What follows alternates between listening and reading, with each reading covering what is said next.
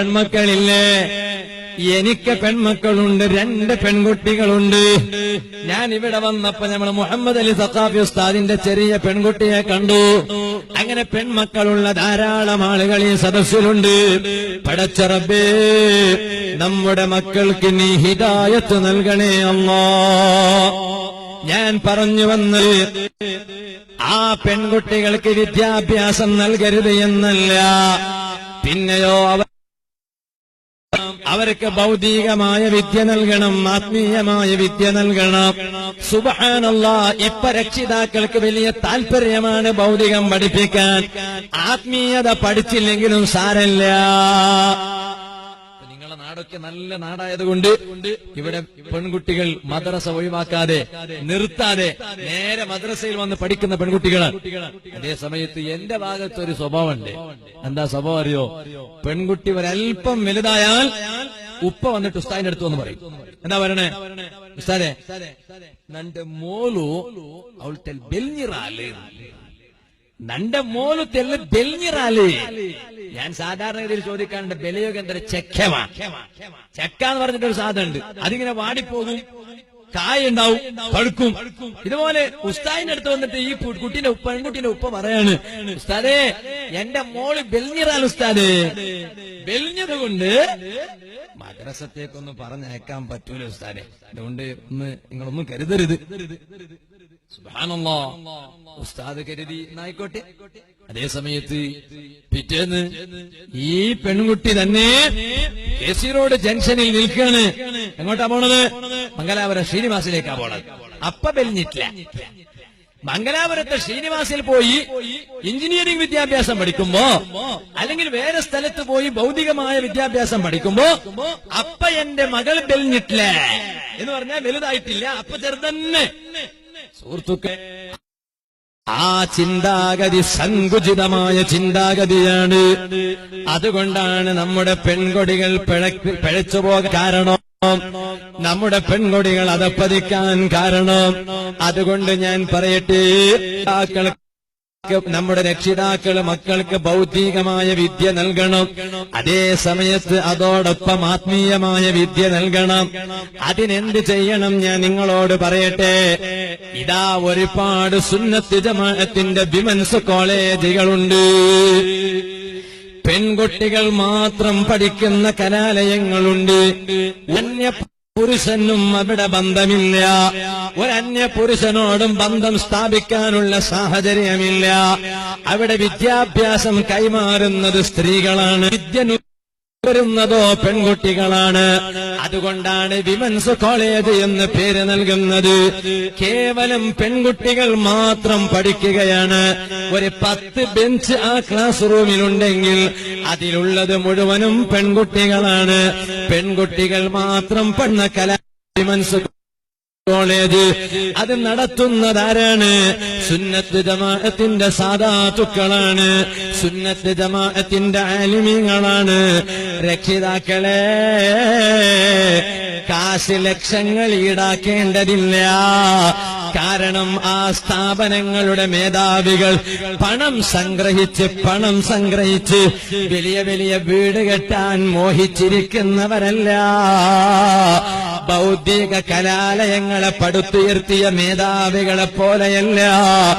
ആത്മീയ ഗുരുക്കന്മാരായ പണ്ഡിതന്മാർ ചെറിയ കാശ് ഈടാക്കിയാൽ തന്നെ ഒരൊറ്റ ക്യാമ്പസിന്റെ ഉള്ളിലായി ഭൗതികതയും ആത്മീയതയും ഒന്നിച്ച് വിദ്യ നുകരാനുള്ള അവസരമുണ്ട്. അതുകൊണ്ട് എന്റെ ശബ്ദം ശ്രവിക്കുന്ന പെങ്ങളോട് ഞാനൊന്ന് പറയട്ടെ, മോളെ, ഇതിപ്പോ അധ്യയന വർഷം തുടർന്നുകൊണ്ടിരിക്കുകയാണ്. ഈ അധ്യയന വർഷമൊന്ന് അവസാനിച്ചാൽ എന്റെ വാക്കൊന്ന് നിന്റെ മനസ്സിൽ സൂക്ഷിക്കണേ. ഈ സംസാരമൊന്ന് ഭദ്രമായി കീപ്പ് ചെയ്യണേ. നീ നിന്റെ ഉപ്പാന്റെ അരികിൽ ചെന്ന് പറയണം, ബാപ്പാ, എനിക്ക് നിങ്ങൾക്ക് എന്നെ പഠിപ്പിക്കണമെന്ന് ആഗ്രഹമുണ്ടോ? നാളെ ഞാൻ എന്നെ നിങ്ങൾക്ക് ണമെന്നുണ്ട് എന്നാൽ അന്ന് വാദിന് വന്ന ഉസ്താദ് സൂചിപ്പിച്ചതുപോലെ ഏതെങ്കിലും ഒരു സുന്നി വിമൻസ് കോളേജിൽ എന്നെയൊന്ന് കൂട്ടോ. കാരണം എന്താണ് പെങ്ങളെ, നിങ്ങളെക്കുറിച്ച് കുറ്റപ്പെടുത്തിയിട്ട് കാര്യമില്ല. കാരണം സാഹചര്യങ്ങൾ മുഴുവനും അങ്ങനെയാണ്. എവിടെ നോക്കിയാലും വൈകാരികമായ പരിസരങ്ങളാണ്. അതേ സമയത്ത് സാഹചര്യത്തെയാണ് അടച്ചു കളയേണ്ടത്. ഒരാൾക്ക് രോഗം വന്നാൽ ആ രോഗം മാറാൻ വേണ്ടി മരുന്ന് തരും. ഇംഗ്ലീഷ് മരുന്നൊക്കെ ഏകദേശം അത് തന്നെയാണ്. അതുകൊണ്ട് തന്നെ ആ അസുഖം മാറിയാൽ പിന്നെ കുറെ കഴിഞ്ഞിട്ട് വീണ്ടും വരും. ഈ അലർജി എന്ന് പറഞ്ഞിട്ടൊരു സാധനമുണ്ട്. സാധനമല്ല, അത് രോഗമാണ്, ശയ്യല്ല, മറിച്ചൊരു രോഗമാണ്. ആ രോഗം ഒരാളെ പിടിപെട്ടാൽ അയാൾ മരുന്ന് കഴിക്കും. എന്നാ കുറച്ച് കഴിഞ്ഞാൽ അസുഖം മാറും. പിന്നെ വീണ്ടും കുറെ കഴിഞ്ഞിട്ട് എണ്ണ കഴിച്ചാൽ, അല്ലെങ്കിൽ പാല് കുടിച്ചാൽ, അല്ലെങ്കിൽ കോൾഡ് കുടിച്ചാൽ സുബ്ഹാനല്ലാഹ് വീണ്ടും തുടങ്ങും. മൂക്ക് നിങ്ങൾ ഇറ്റാൻ തുടങ്ങും, പിന്നെ തുമ്മൽ തുടങ്ങും. ഒക്കെ അലർജിയാണ്. അതുകൊണ്ടാണ് ഡോക്ടർമാർ പറഞ്ഞത് allergy is not an disease. Allergy എന്നത് രോഗം തന്നെയല്ല. കാരണം എത്ര മരുന്ന് കുടിച്ചാലും രോഗം മാറൂല.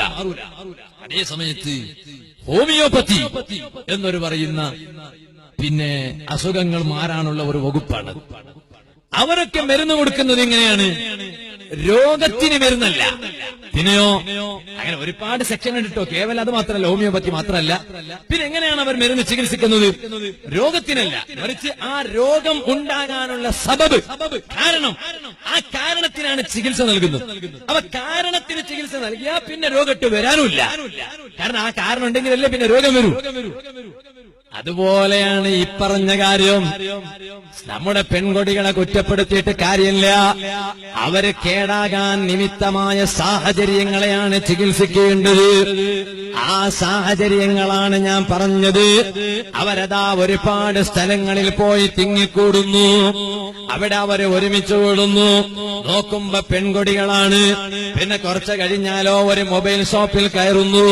നേരെ മൊബൈൽ ഷോപ്പിൽ കയറിയിട്ട് റീചാർജ് ചെയ്യിക്കുന്നു. അപ്പൊ റീചാർജ് ചെയ്യുമ്പോ ഇവളെ നമ്പർ കൈമാറുന്നു.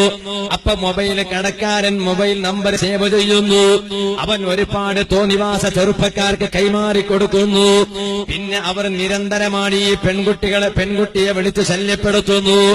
ഒരു തവണ വിളിച്ചപ്പോൾ ഇവർ പ്രതികരിക്കുന്നില്ല. പക്ഷേ വിളിയങ്ങ് നിരന്തരമായി തുടർന്നപ്പോ ഇവൾ ഒരു മനുഷ്യനല്ലേ, ഒരു സാധാരണ പെണ്ണല്ലേ. ഇവളപ്പോഴാണ് ചിന്തിക്കുന്നത്, എനിക്കും ഒരു ബോയ് ഫ്രണ്ട് ഉണ്ടായാൽ എന്താണ് കുഴപ്പം? അപ്പുറത്തെ ആയിഷയ്ക്ക് ബോയ് ഫ്രണ്ട് ഇല്ലേ, ഇപ്പുറത്തെ നഫീസയ്ക്ക് ബോയ് ഫ്രണ്ട് ഇല്ലേ. അപ്പൊ എനിക്കും ഒരു ബോയ് ഫ്രണ്ട് ഉണ്ടായാൽ ആ പെണ്ണിനെ കുറ്റപ്പെടുത്തിയിട്ട് കാര്യമില്ല. അവിടെ സാഹചര്യം ഒരുക്കിയത് അവളെ കൈവെള്ളയിൽ മൊബൈൽ കൊടുത്തിട്ടാണ്. അതിനെയാണ് ചോദ്യം ചെയ്യേണ്ടത് കേട്ടോ. ഞാൻ പറഞ്ഞു വന്നത് സുഹൃത്തുക്കളെ, അപ്പൊ അതുകൊണ്ട് സാഹചര്യങ്ങളെ അടക്കണം. ഓ പെങ്ങളെ, അതുകൊണ്ട് നിങ്ങൾ പെൺകുട്ടികൾ മാത്രം പഠിക്കുന്ന കലാലയങ്ങളിൽ പോയി പഠിച്ചാൽ പിന്നെ നിങ്ങൾക്കൊരു തോന്നിവാസത്തിലും അകപ്പെടാൻ വഴിയില്ല. അങ്ങനെ നന്നാകണമെങ്കിൽ ഞാൻ എന്റെ ഉമ്മമാരോട് പറയട്ടെ, സഹോദരിമാരോട് പറയട്ടെ, നിങ്ങൾ മാതൃകയാക്കേണ്ട ഒരുപാട് സ്ത്രീകളുണ്ട്. അവർ മുൻകാലങ്ങളിൽ കഴിഞ്ഞുപോയവരാണ്. ആരാണ് ആ സ്ത്രീകളെന്നറിയോ? ബഹുമാനപ്പെട്ട സയ്യിദത്തുനാ ബീവി നഫീസ ബീവി റളിയല്ലാഹു അൻഹാ. അതാണ് ഞാൻ നേരത്തെ പറഞ്ഞത്. അവിടെയാണ് അനുകരിക്കേണ്ടത്, സിനിമാ നടിമാരെയല്ല. ഇപ്പൊ നമ്മുടെ പെൺകുട്ടികളുടെ ഹെയർ സ്റ്റൈൽ മാറിക്കൊണ്ടിരിക്കുകയാണ്. സുബ്ഹാനല്ലാഹ്. കാരണം എന്താണ്? അത് ഏതോ ഒരു സിനിമയിൽ പ്രത്യക്ഷപ്പെട്ട നടിയെ അനുകരിക്കുകയാണ്. വേണ്ട വേണ്ട, പെങ്ങളെ അനുകരിക്കാൻ ഒരുപാട് മഹതിമാരുണ്ട്. ആ മഹദിമാരിൽ ഏറ്റവും മുന്നിൽ നിൽക്കുന്ന മഹദിയാണ് സയ്യിദത്തുനാ ബീവി നഫീസ. നഫീസ ബീവിയെ അനുകരിച്ചാൽ നാളെ ബീവിയുടെ പിന്നിൽ അണിനിരന്ന് പെങ്ങന്മാരായ നിങ്ങൾക്ക് സ്വർഗത്തിലങ്ങ് കടന്നു ചെല്ലാം. കാരണം നഫീസ്